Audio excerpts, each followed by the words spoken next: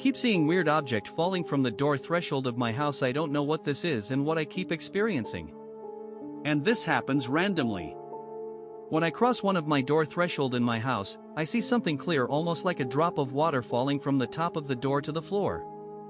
As I'm about to cross this threshold of the door, I see that this object is about to fall on me. I always jump or try to move away, but I never see what it is. I look on the ground and I see nothing. This has been happening for years. For a while it has stopped and I will forget about it. Then it has started again.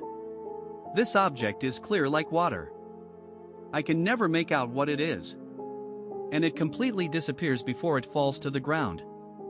Kid who went to college never enrolled. This may be true or a mix of truth and fiction.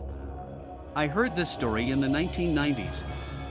I believe it may have been used to scare teens and young adults to get serious about their education and future.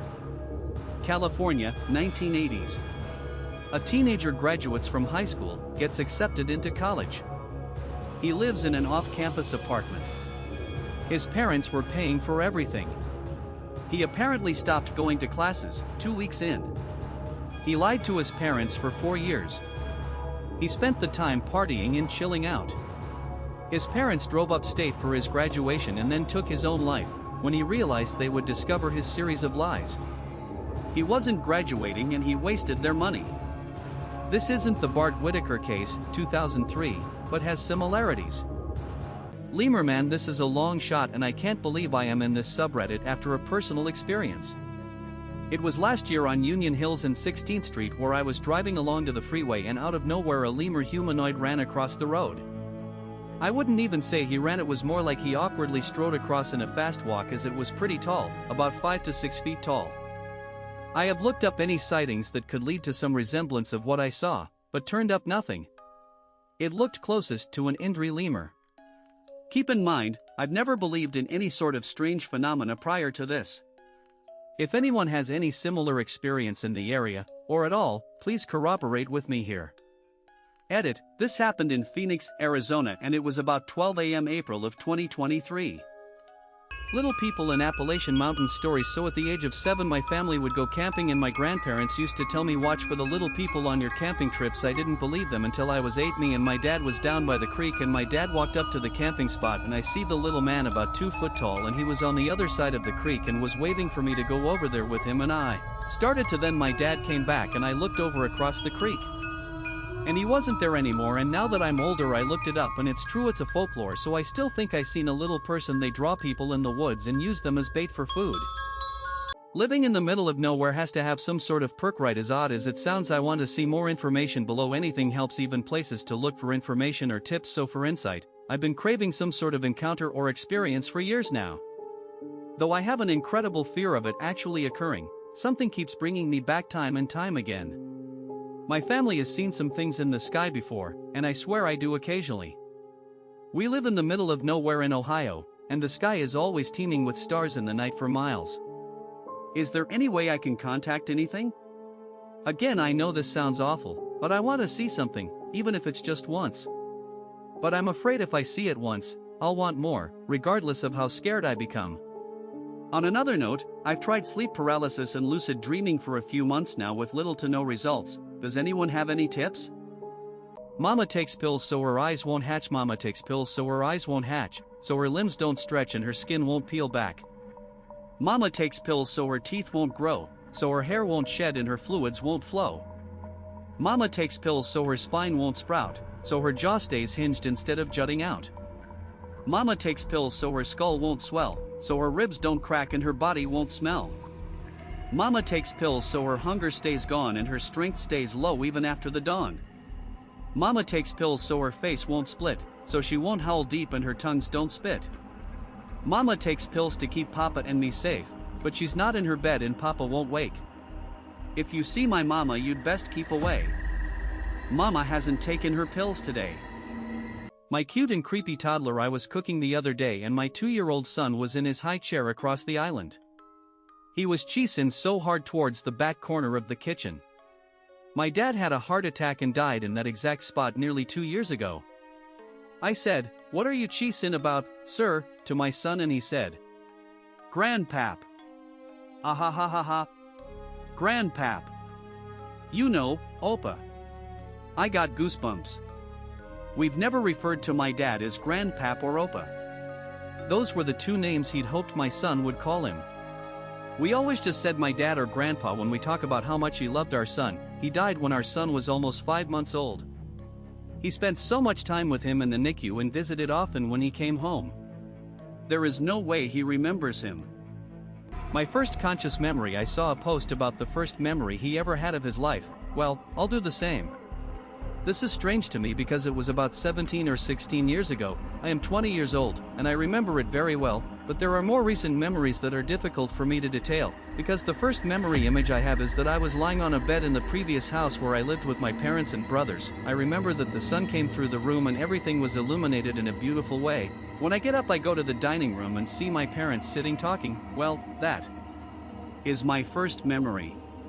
But as I said above, somehow it seems very strange to me because I have no previous memories of that one. It is as if my life had started there. Not sure what this means. When I was 14, I walked into our dining room. My little sister, 8, was standing partially concealed by curtains. I spoke to her and she turned. It was not my sister. The girl was holding a black cat and smiled at me as if she was waiting for me to say something. Then she disappeared. I ran to my mom, scared silly, and told her. My mom is very open to unexplained stuff and never panics. Fast forward 15 years and I am married with 2 daughters, 8 and 2. I walk into the living room and see my oldest standing partially concealed behind the drapes. I speak to her and she turns. She smiles expectantly as she strokes Shadow, our black cat. She doesn't disappear lol, but she is the girl I saw at 14 in my childhood home. I tell my mom and she says, well, there you go. Mystery solved. Orphanage rules. Alright kids, let's go over the house rules. 1. Never leave your room with the lights on. 2. Put a nickel where you last saw the cat. 3. If you hear 4 consecutive knocks on your room's door, hide. 4. Always accept the blonde hair's offer. 5. Don't go to the bathroom on your right in between 11 p.m. and 6 a.m. 6. Don't do rule 4. She's tricking you into being kidnapped. 7. Don't eat the broccoli. 8. If the nickel from rule 2 dissolves in front of your eyes, you know the cat is coming to claw your organs out. 9. Don't say the word pony when outside, unless you want him to find you. 10. If it's cold outside, hide from the deadly frost. Hope this helps you with your stay at the orphanage.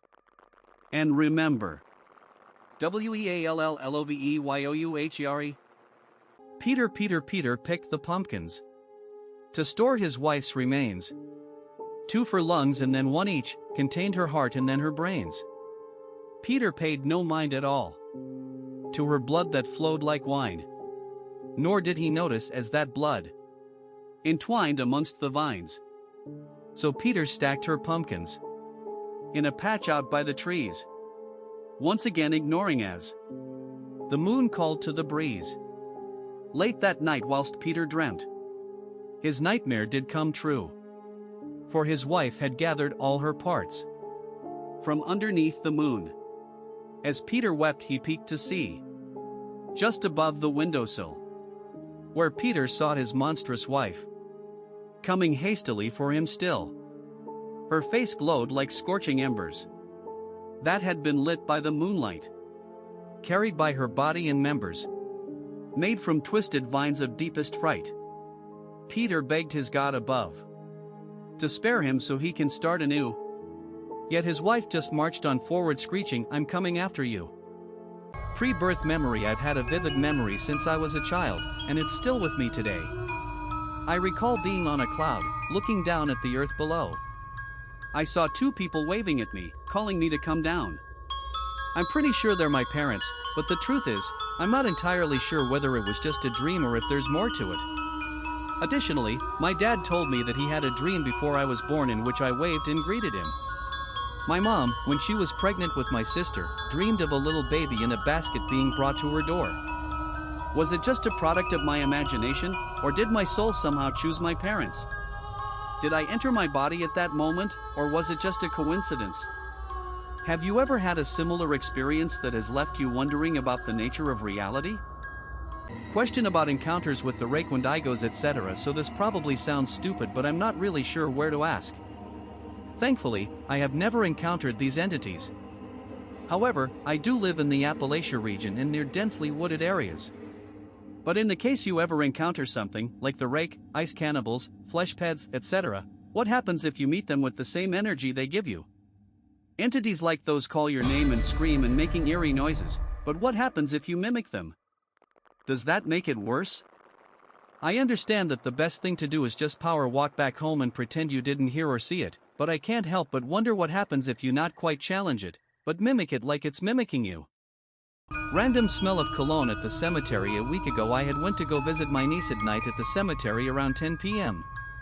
I had parked my car on the side of the cemetery where I thought her grave was close to.